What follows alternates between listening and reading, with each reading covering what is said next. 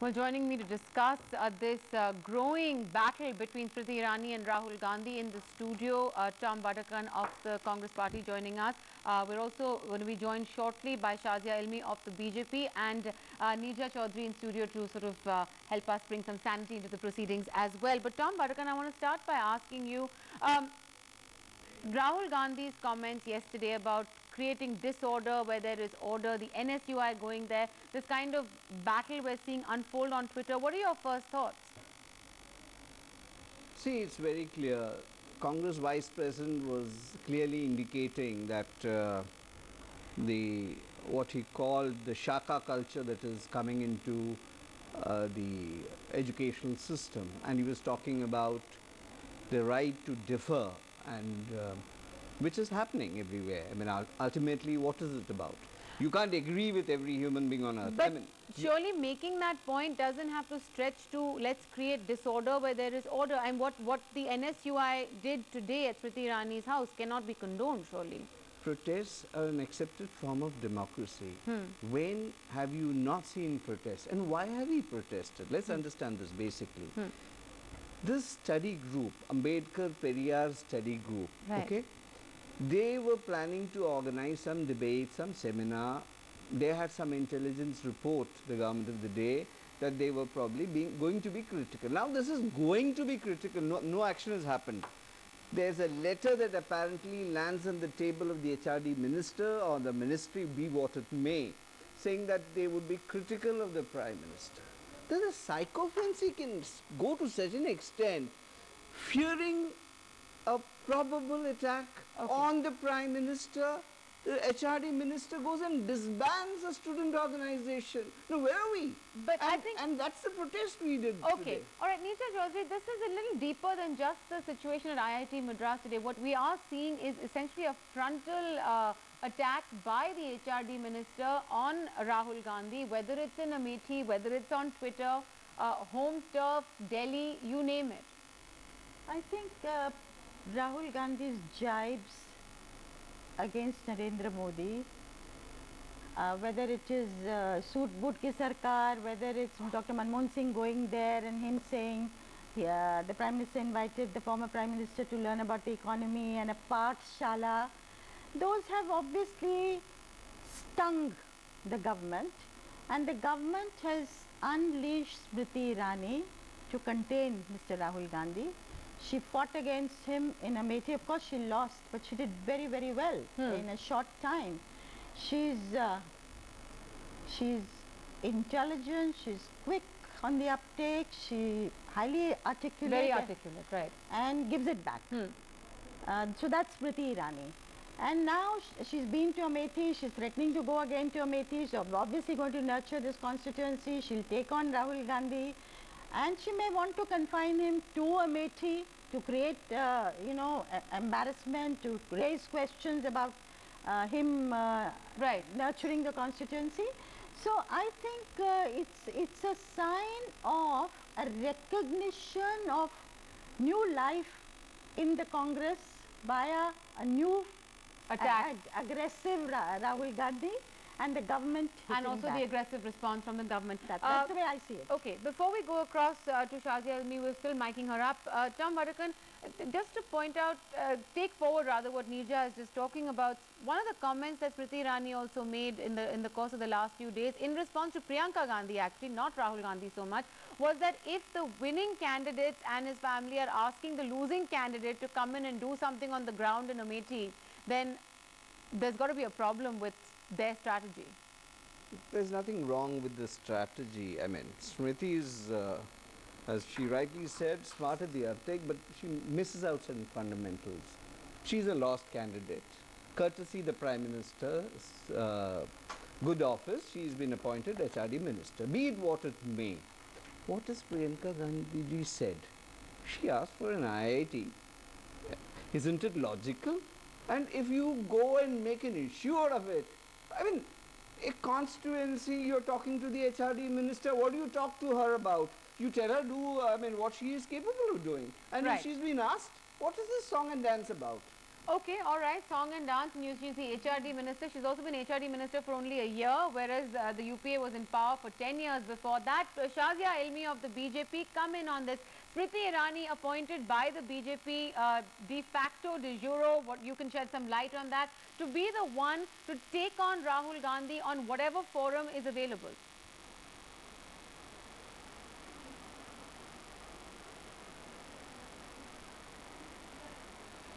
Well, it's just not Smriti Irani. I think various spokesperson of BJP and many others have commented to snide remarks made by Rahul Gandhi.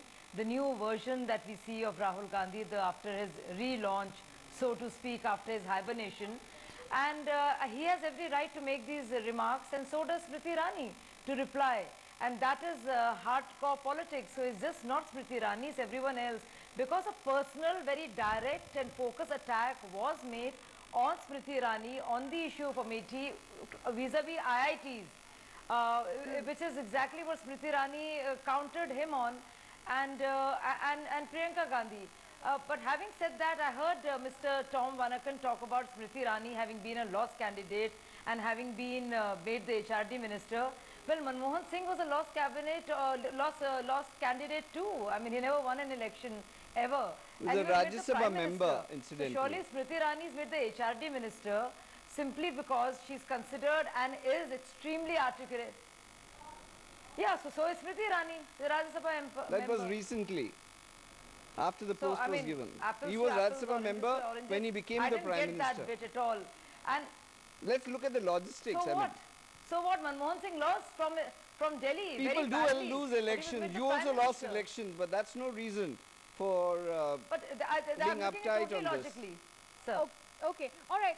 Nisha, I think that the digression that's going on here, who's a Rajya Sabha MP, who's won an election, lost an election, is not really the case. I'm not being uptight. I'm not being uptight at all. I'm saying you said Smriti Irani should not have been made the HRD minister, but Manmohan Singh was made the Prime Minister. I said courtesy the Prime Minister. That's all I mentioned. So to speak, by your party, sir. And he never won an election. So that's something to be said. There's a digression. Shazia Ilmi, Tom Varkan, just a moment, need to come in on this, because this is not the point of today's discussion. It is about the fact that there is a sort of reinvigoration of the BJP's taking on Rahul Gandhi as well, and vice versa. I think there are two aspects to what we are discussing. One is that political jibes of both sides, they are part of the cut and thrust of democratic debate. And they add a certain zing to it, which we all love. And I hope there will be more of that. The more worrying aspect is what happened at IIT Madras. Right. You know, any hint of a criticism leads to the de-recognition of a student body. In this day and age, India of 2015, with social media going to town. How can that happen? It is simply should not be acceptable. In fact, Shazia, I may come in on that, because, you know, the argument been given is that it goes against the guidelines of the university, and therefore the dean had every right. But the HRD minister has taken a personal interest in this based on an anonymous complaint. Does that not strike you as a little bit of an overreach? I mean, even for the ministry, they don't have time to look at so many more legitimate issues and legitimate complaints. Why this?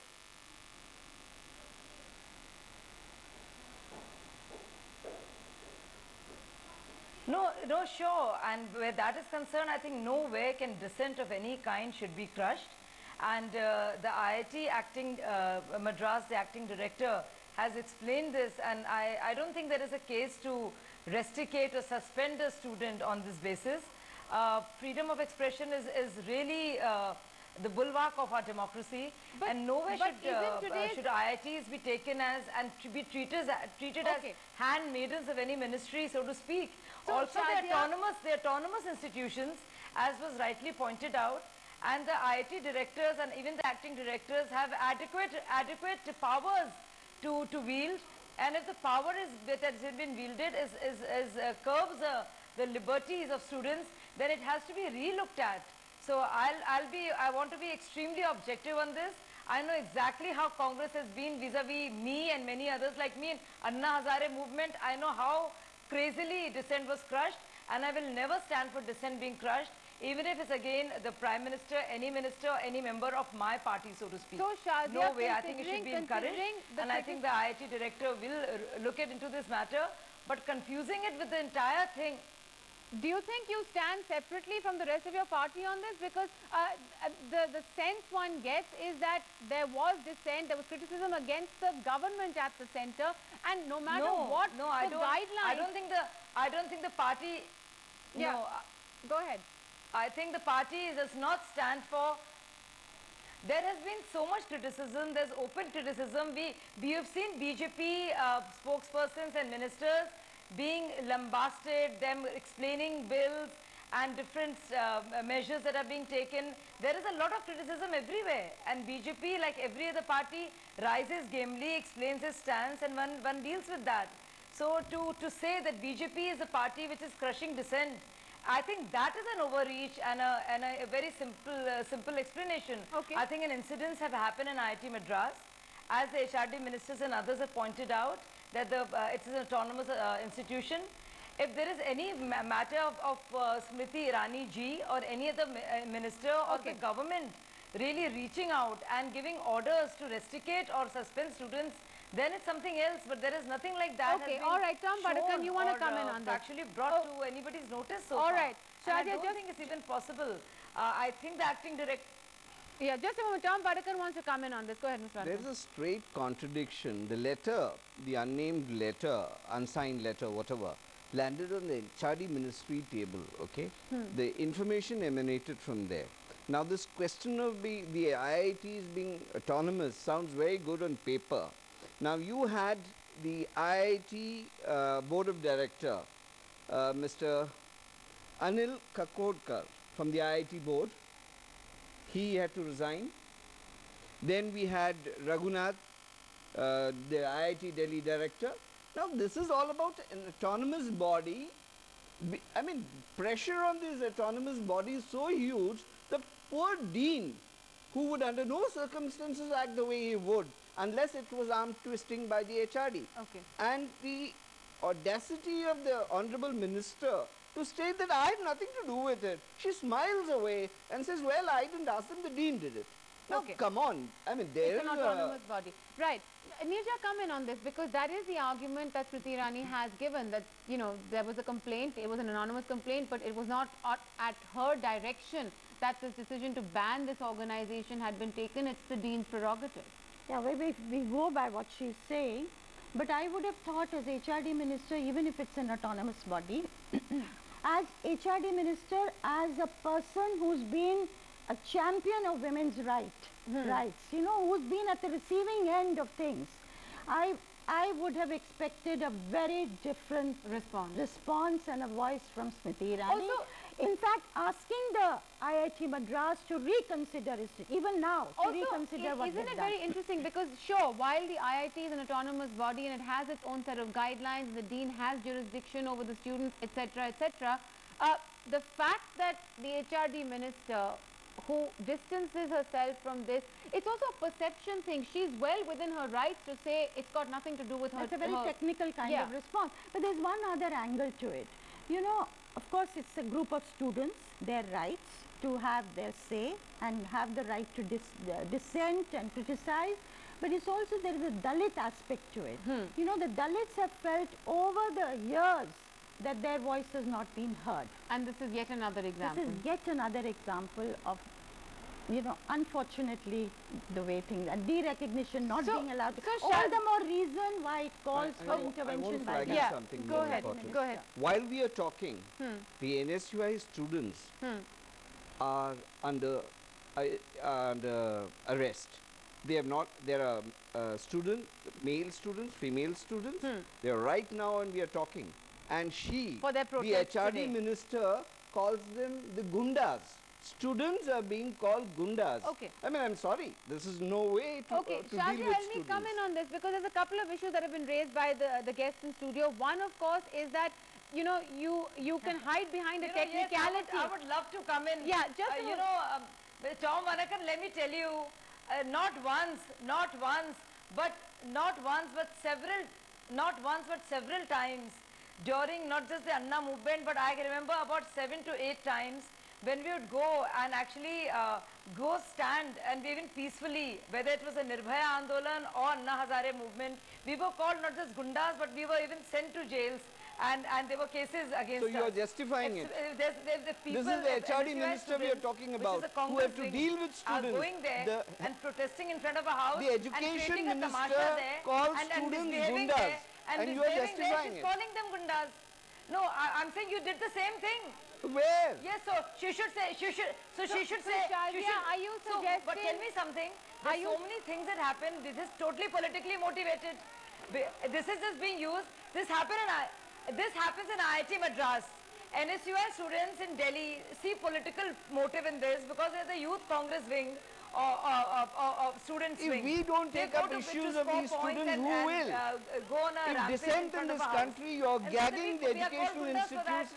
They're not students there. And the campuses. All right. Article 19 is in question. They have nothing. This becomes about. You did that, Mr. Vanakan. We all call gundas. Okay, not all once, right. but so many Shazia is times. making a valid point as well. When they were out protesting at the height of the Lokpal agitation, the same approach was. We were not even a party. All right, Shazia, we get what you're saying. Just hold on a second. I want Neerja to come in on this because the idea was that they were gundas as well. That was the language that was used. They were lumpen elements. They were gundas. They were disruptive. They were breaking the law.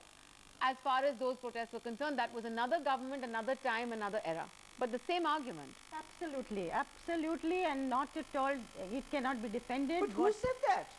I mean, I don't know. There was that kind of the cops have called them gundas, it's a different matter. The HRD minister of this country is calling students gundas. That's Can you okay. accept that? That point is well taken. Yeah. But you know what is worrying about this whole thing, whether in their government or today, Is that you know, while the make a Modi right. government has done several very good things in the last 1 Who year. were calling names? Of I have the details of that. They are calling a name, they're standing there, they're calling all kinds Right. of names. Okay. All right.